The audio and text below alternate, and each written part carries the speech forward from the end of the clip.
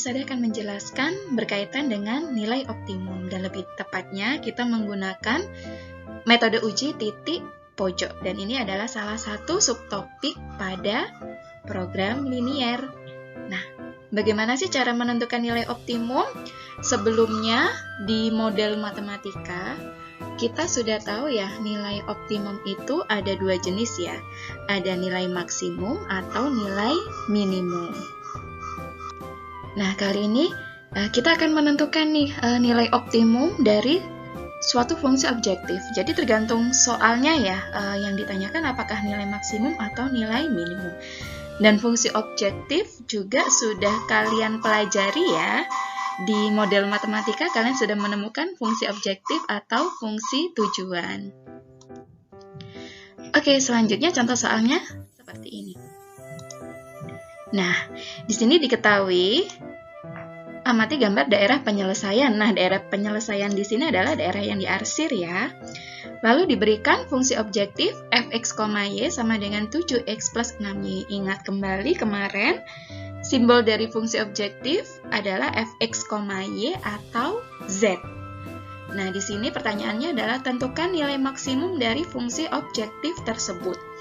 Nah, sebenarnya gimana nih caranya menentukan nilai maksimum dari fungsi objektif jika daerah penyelesaiannya seperti ini?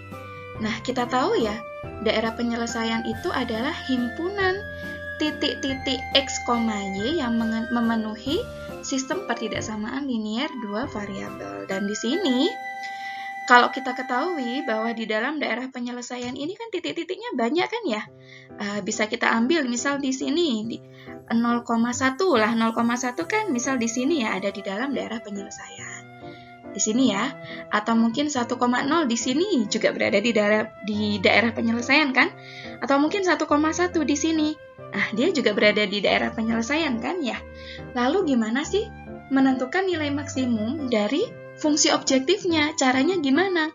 Nah, caranya berarti kan kita harus substitusi koordinat-koordinat yang ada di dalam daerah penyelesaian di sini, koordinatnya berarti dalam bentuk x, y ya, disubstitusikan ke dalam fungsi objektif. Nah, misal 0,1 di sini kan terletak pada daerah penyelesaian. Lah, untuk menentukan nilai objektif dari 0,1 berarti kalian substitusikan x-nya berarti 0 ya. Berarti 7x, x-nya diganti 0, plus 6y, y-nya 1 kan, berarti 6 dikali 1. Nah, akan ketemu nilai f 0,1-nya itu berapa. Nah, seperti ini ya contohnya ya. Misal, Ustazah ambil 0,5. 0,5 kan berada di dalam daerah penyelesaian ya, karena di sini batasnya 0,15. Nah, 0,5 kisarannya di sini kan. Nah, berarti nilai f 0,5-nya berapa? Berarti fx, y-nya, x-nya kita ganti menjadi 0, sedangkan y-nya kita ganti menjadi 5. Berarti 7 kali 0 plus 6 kali 5. Berarti sama dengan 30. Lalu apakah ada titik yang lain lagi? Apakah 30 ini adalah nilai maksimum? Belum tentu, kan di sini masih banyak titik yang ada di dalam daerah penyelesaian. Misal Ustazah ambil lagi titik 1,1, boleh kan? 1,1 kisarannya di sini kan? Berada di dalam daerah penyelesaian. Berarti nilai fx, y-nya adalah 7 dikali 1 ditambah 6 dikali 1. Berarti sama dengan 13. Lalu selanjutnya 11,0. 11,0 berarti di sini kan ya, sebelum 12 berada di dalam daerah penyelesaian kan ya. Nah, kita substitusi fx, y-nya berarti x-nya diganti 11, y-nya kita ganti 0. Berarti 7 kali 11 plus 6 kali 0 sama dengan 77. Nah, kalau di sini terlihat, kalau di sini ya, dari ketiga titik ini ya, terlihat nilai maksimumnya berarti kan 77. Tapi apakah ini nilai maksimum dari fungsi objektif 7x plus 6y dengan daerah penyelesaiannya seperti ini? Belum tentu ya. Kenapa? Karena di sini banyak sekali titik-titik yang bisa kalian tentukan, yang bisa kalian substitusikan ke dalam fx, y sama dengan 7x plus 6y. Lalu gimana caranya agar kita bisa menentukan nilai maksimum tanpa kita substitusi semua titik-titik yang berada di dalam daerah penyelesaian? Nah, ada caranya. Caranya, jadi kita tidak perlu uji coba ya titik-titik yang berada di dalam sini, karena di sini banyak sekali ya, dan itu belum tentu memberikan nilai maksimum. Jadi caranya adalah cukup dengan kita menggunakan metode uji titik pojok. Nah, jadi kita tidak menggunakan cara tadi ya, yang kita random mencari titik yang berada di dalam daerah penyelesaian, karena banyak sekali titik-titiknya, tak terhingga ya. Oke, gimana caranya menggunakan metode uji titik pojok untuk menentukan nilai optimum? Langkah pertama, nah ini gambar daerah penyelesaian tadi ya. Nah, di sini namanya saja sudah titik pojok. Berarti yang kalian gunakan titik-titik X, Y-nya adalah titik-titik pojok yang membentuk daerah penyelesaian. Nah, di sini mana saja titik pojoknya? Di sini jelas ya. Titik pojoknya ada 0,0. Terus mana lagi titik pojoknya? Ada lagi ini kan ya? 12,0. Terus mana lagi? Nah, ini 0,15. Terus apakah ada lagi titik pojoknya? Ada. Yang mana? Yang ini adalah titik pojok lagi kan ya? Nah, ini merupakan titik pojok kan ya? Tapi kita tidak tahu koordinatnya berapa. Nah, saya misalkan dia sebagai titik A. Lalu kita buat tabelnya ya. Tapi yang kalian masukkan cukup titik pojok lah. Dari gambar daerah penyelesaian ini kita menemukan 4 titik pojok ya. Yang pertama 0,0, yang kedua 12,0, yang ketiga 0,15, dan yang terakhir adalah titik A. Lah, titik A ini masih belum tahu koordinatnya. Berarti selanjutnya yang harus kalian lakukan adalah mencari tahu berapa sih nilai koordinat titik A. Nah, caranya gimana?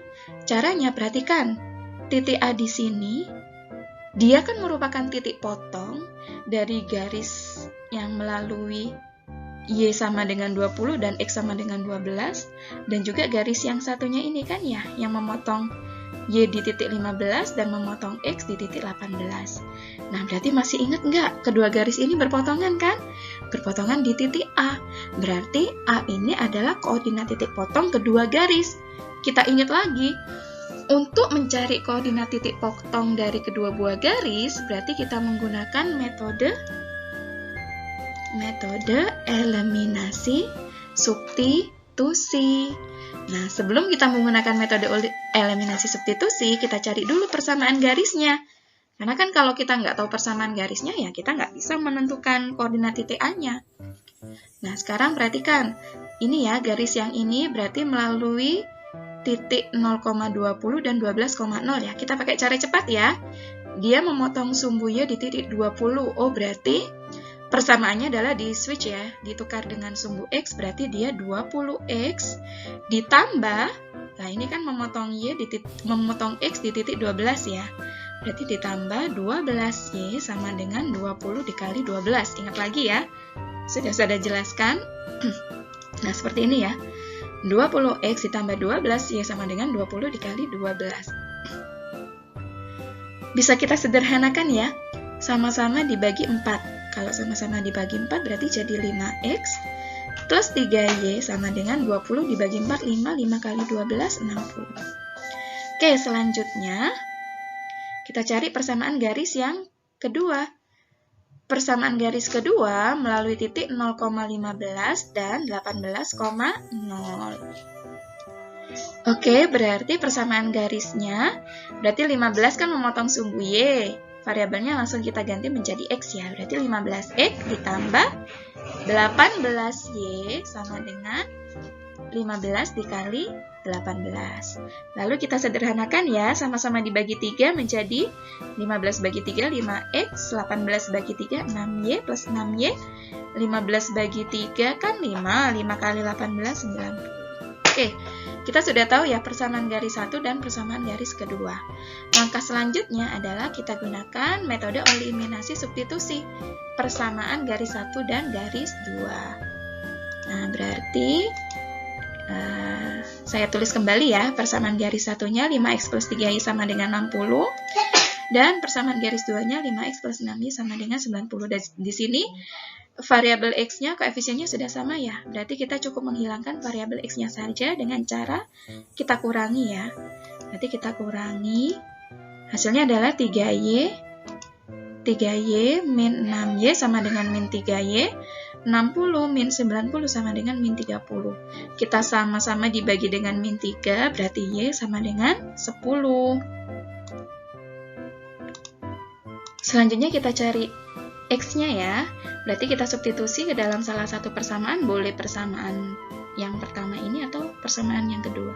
Lebih gampangnya yang ini ya.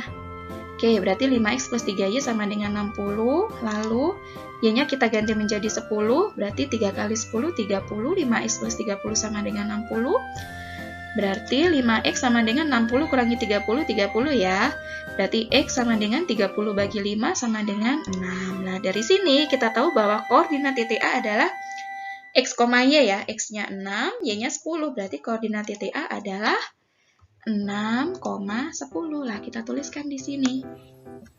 6,10. Nah, langkah selanjutnya adalah kita substitusi ya. Semua titik pojok di sini kita substitusikan ke dalam Fx, Y. Ya, kita cari nilai objektif masing-masing titik pojoknya. Yang pertama 0,0, berarti otomatis kalau X-nya kita ganti 0 dan Y-nya kita ganti 0, otomatis Fx, Y-nya 0 kan? 7 kali 0, 0 ditambah 6 kali 0, 0. 0 tambah 0, 0 ya.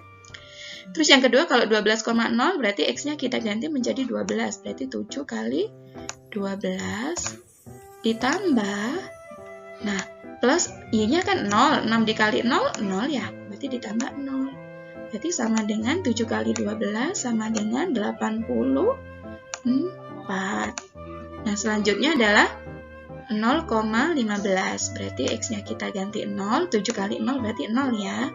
Ditambah 6 dikali 15. Kita tuliskan ya, 6 dikali 15. Berarti 6 dikali 15 berapa? 90 ya. Nah, berarti ini sama dengan 90 ya.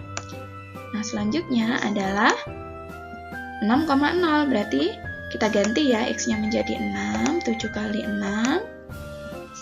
Ditambah, Y-nya kita ganti 10. 6 dikali 10. Nah, 7 kali 6, 42. Ditambah 6 kali 10, 60. 42 tambah 60. Berarti berapa? 42 ditambah 60, 102 ya.